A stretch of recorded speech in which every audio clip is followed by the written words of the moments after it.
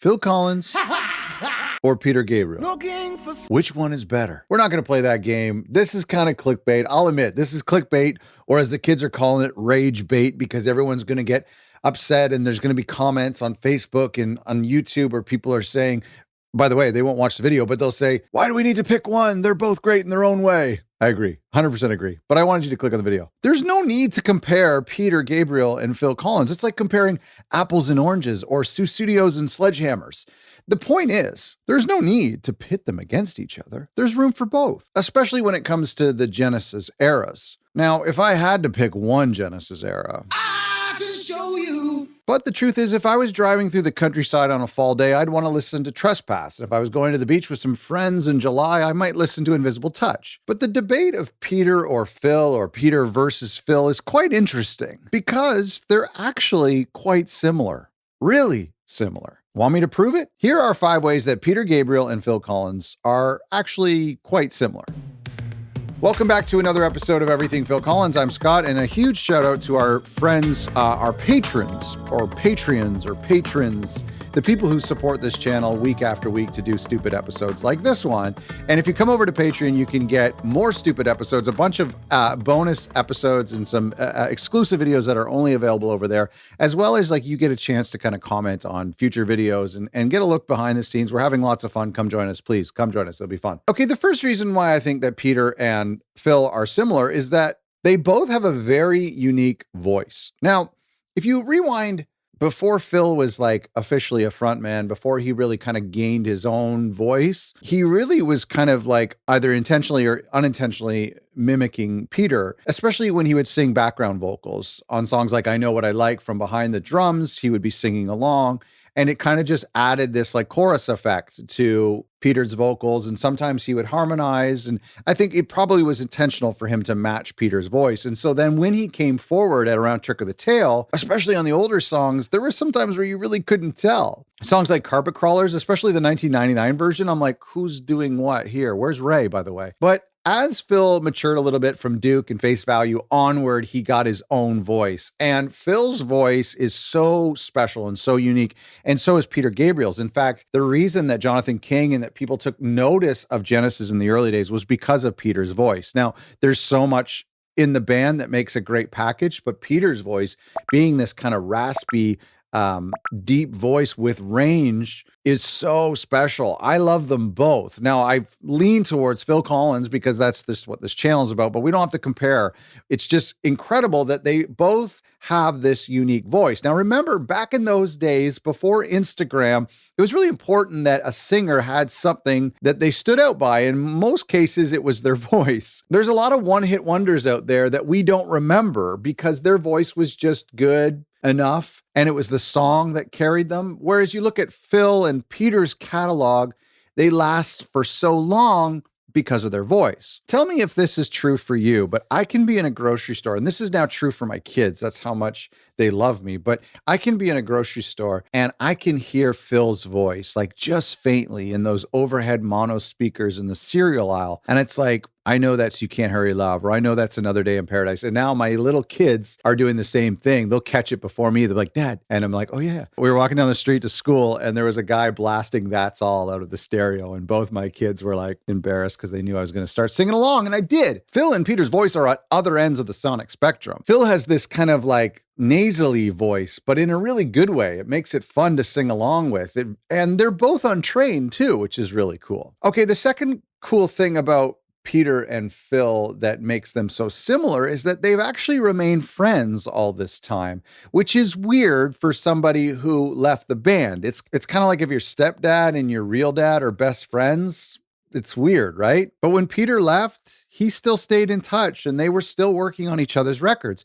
Peter sang on Take Me Home and Phil played drums on Intruder. They had the reunion show in the 80s to help Peter out when he was in a tough spot. Even at the very end, the very last Genesis gig in, what was that, 2022, Peter was there and there's a beautiful picture of them backstage. This is weird. This is weird for rock and roll. If you leave a band, you should probably have a big spat and fight and show up on TMZ. But there was no public public spats. There's no public fights over the year. We learn about like arguments between Tony and Peter, whatever. But over the years, they've always admired each other and respected each other. Phil has said he wished he wrote In Your Eyes. And, it's really cool. Number 3, the ways that Phil and Peter are similar is that they're both equally cringy at times, right? There's like, here's the thing.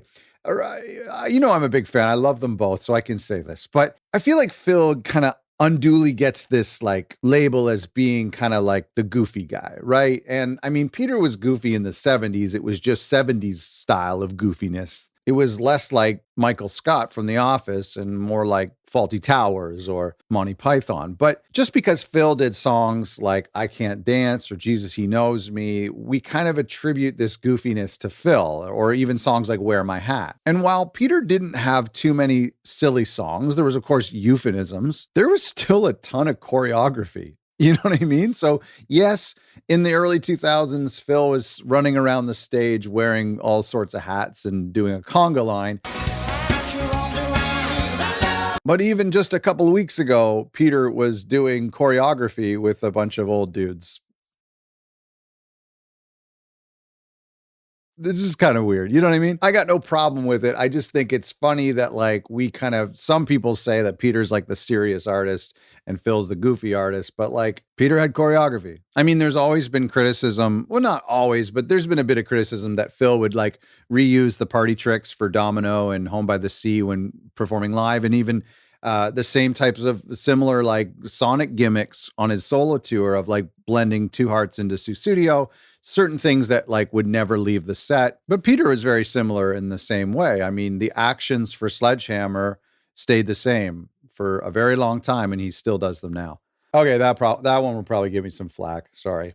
Number 4 is that they're both great songwriters. Now, this can't be argued. I mean, we have some incredibly beautiful songs. And of course, if we were to throw Tony and Mike into the mix, we are left with just absolute insane. Now, if we were to throw Steve and Anthony Phillips into the mix, holy smokes, and Ray Wilson, we have this like massive, hundreds of thousands of songs to keep us busy. But speaking about Phil and Peter, they're both incredible songwriters. Salisbury Hill, In the Air Tonight, In Your Eyes, Don't Let Him Steal Your Heart Away, Sledgehammer, Sussudio. I mean, there's incredible tunes all across the board. Here's one caveat to this.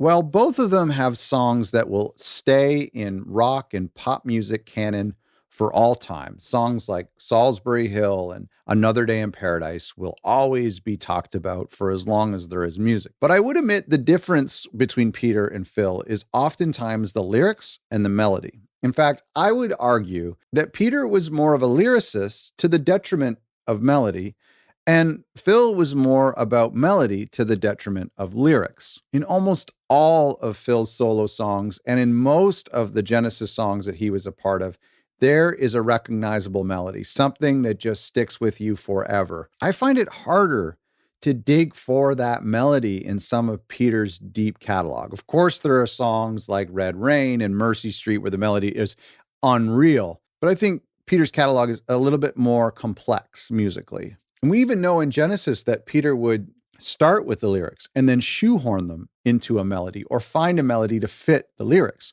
And we know the opposite is true for Phil. Phil would start with the melody, like In the Air Tonight or Sussudio, and then find lyrics to match. And that's why songs like In the Air Tonight doesn't have a meaning, because the lyrics came after the melody. Or why the word Sussudio doesn't make any sense at all, because it was just about the rhythm of those letters and phrases. This is what I love about both of them. I can put on both of their records and really equally enjoy it in their own way. We have this incredible lyricist. One of the reasons why Peter was motivated to leave Genesis is because of the work he did on The Lamb as a lyricist. And then Phil obsessing over melody and music. Now, it's not to say that Phil hasn't done great lyrics, and it's not to say that Peter hasn't done great melody. You know what I'm saying. And finally, number 5 is that they are both timeless.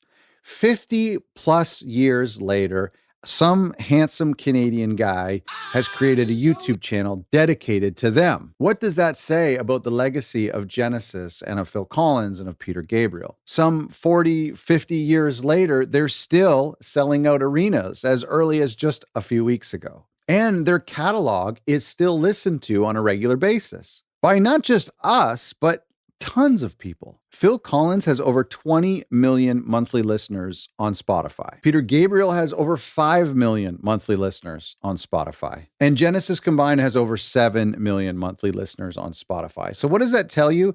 It means the younger generation are discovering these artists. It means that people who listened to them 10 years ago, 20, 30, 40, 50 years ago are still listening to them today. If people only listened to The Lamb and Selling England, but didn't care much for Salisbury Hill or Sledgehammer, then that might say something about Peter's contribution, but it's not true. People are still listening to So. They're still discovering Security and Melt, Scratch. And some 25 years later, people are still discovering Tarzan and Brother Bear. And Atlantic is just reissuing Face Value again. Why? Because it's timeless. And because of that, people are willing to pay hundreds of millions of dollars for these music because they know they'll continue to print money on Spotify, on Apple Music, and on ESPN. I did a video last year called Did Phil Collins Ruin Genesis? And I laid out the facts as to why he didn't ruin Genesis. But this debate about that topic or today's topic of Peter Gabriel versus Phil Collins, this debate is ours. It's not theirs. Tony Banks has famously said that he doesn't break down his time in Genesis into different eras. He doesn't hear the same progression of sound that fans hear and that fans debate and that fans can clearly pinpoint from album to album. These guys just loved making music with whoever they were making music with at the time, regardless of how well that music sold or was received by the audience. So I named this channel Everything Phil Collins because I'm a Phil Collins fan. The first thing I ever heard was probably Face Value or Hello, I Must Be Going. And then I heard Shapes, and then I maybe heard Trick of the Tail. And then several years later, I went back even further and discovered one of my favorite albums of all time, Selling England by the Pound. Some of you out there may have started with From Genesis or Trespass or Foxtrot or Nursery Crime and continued along and then veered off towards what Peter was doing on his own. There are so many entry points, so many branches and leaves in this beautiful tree that is the Genesis universe. And it's one of my favorite things about the band. Now, here's a question for you. Tell me in the comments below what you love about Peter and what you love about Phil. Let me know how you think they're similar and let me know if there are ways where you think they differ. Thanks for watching and come and join us over at Patreon. If you enjoyed this episode, don't forget to subscribe and hit the like button for exclusive videos, behind-the-scenes content, and to have your say on future topics before I film, have a look at our Patreon page. Thanks for watching.